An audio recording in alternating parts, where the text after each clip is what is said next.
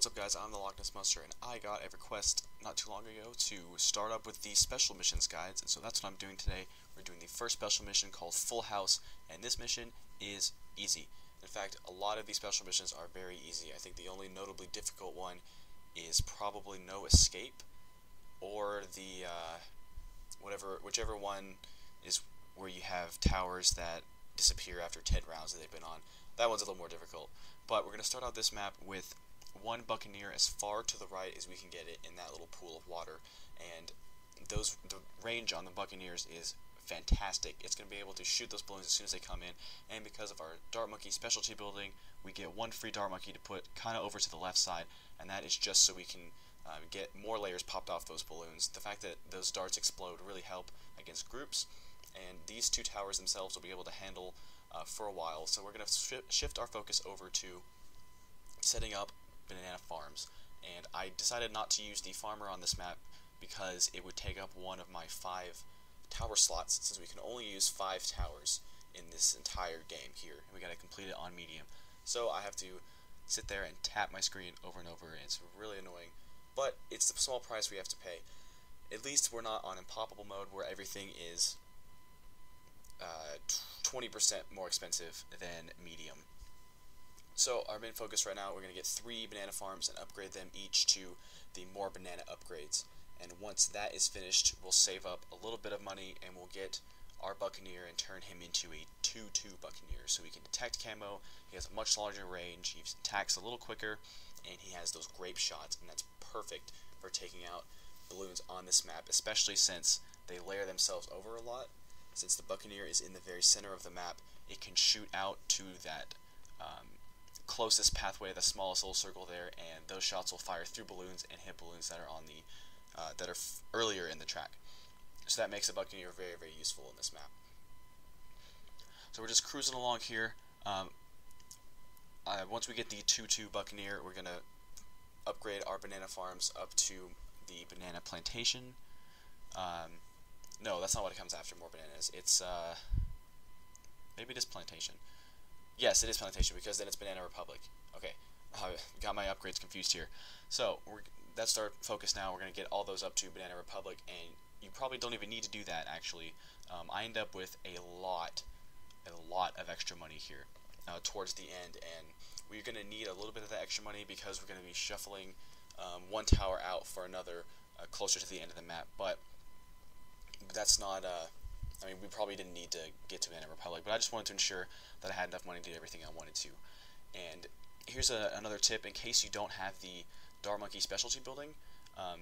Instead of placing that one Dart Monkey, the Buccaneer, you'll just want to upgrade your Buccaneer a little earlier than after getting all 3 of those banana farms. You probably want to get 1 or 2 and then upgrade it to 2-2 so it can handle a lot of these on its own. But once you get the 3rd banana farm in there, you should upgrade it to the cannon ship, which is the right pathway. You need to upgrade it to that before getting your farms up any further. And at this point, I decided to sell one of that Dart Monkey, and it's worth 0 because we got it for free from the building, and place another Buccaneer. We're going to upgrade that to the battleship, and that is just so we can handle, we just get a lot more standard balloon popping power. It's got a really fast firing cannon. And before I forget, I'll mention here that I have the maxed out popping power and attack speed upgrades in the lab, as well as 4 of 8 upgrades for the big balloon sabotage. And so that's just so you guys know what upgrades I'm using. Like I said before, the Dart Monkey specialty building is what I've got, but we only used it for that first beginning Dart Monkey. And now at this point, we need to save up about 25,000 just to set up the rest of the game. We're going to get another Buccaneer upgraded all the way to the pirate ship, and I forget to do it now, but we're going to upgrade the other Buccaneer to the pirate ship as well. And then we want a glue gunner up at the top there, close to the beginning of the map, set to strong, and it's upgraded to the corrosive, not the corrosive, the balloon dissolving upgrade. It's 3-2. And then I put a vacuum a little further along where it can cover a lot more pathway, and that's upgraded to the wide mouth funnel. Now the way this strategy works is that the glue gunner up top is going to thin out our balloon ranks. When we get rush rounds like 55 and stuff, where it's just a ton of groups, it can't hit every single one. and that's okay because we have 3 epic little ships down there at the bottom to take care of groups. But it just gets later on when there's a ton of balloons. The regular glue gunner does not work well against regrowing balloons, and so I opted for faster balloon dissolving than coating every single balloon, and that's totally okay. So these guys are going to handle very, very well, very easily, all the way up until round 63, and I'll tell you what we're going to do when we get there. But at this point, everything's good. I don't know if I've upgraded that other Buccaneer yet. I forgot to do it until way later.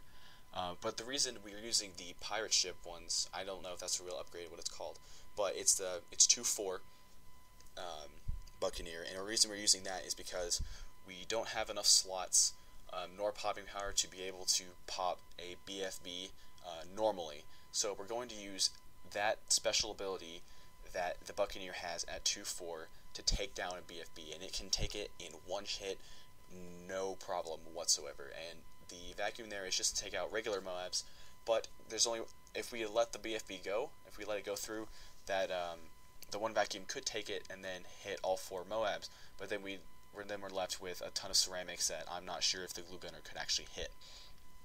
And so up here pretty soon there'll be an example of how the glue gunner can't quite hit all balloons. I think we're past round 55 already. I can't quite see my round counter because my editing software is like that. It doesn't give me an entire full screen preview, but that's okay. We don't have to worry about the camo leads because our Buccaneers can detect camo on their own, and the cannon ship pops leads. So here's an example of that. You just hit that little ability.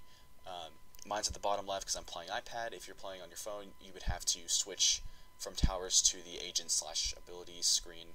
It would just switch that. You click that, and it takes out that BFB. You probably want to do it before your vacuum gets a hold of it, if you're playing the exact same way I do. And right here, don't worry about any of those camos. You've got plenty of towers that can take it. So 63 is coming up. We're selling that vacuum, and we're going to place another glue gunner exactly like the first, 3-2, set to strong. And that's going to handle this rush round on 63. I tried using just a regular glue gunner with the big hose upgrade, and it would hit all the ceramics, but it was not enough time for them all to get popped before they hit the end. And you don't have to worry about this round either. As long as you switch back, as soon as round 63 is over, switch back to the setup we had before, sell that glue gunner, get a vacuum up to 4-2 like we had it, and move on to 64 that can handle all those Moabs. And then make sure, I slowed it down a little bit here, make sure to take out both of those BFBs before your vacuum hits them. But that is full house. Thanks for watching, guys, and I'll see you later.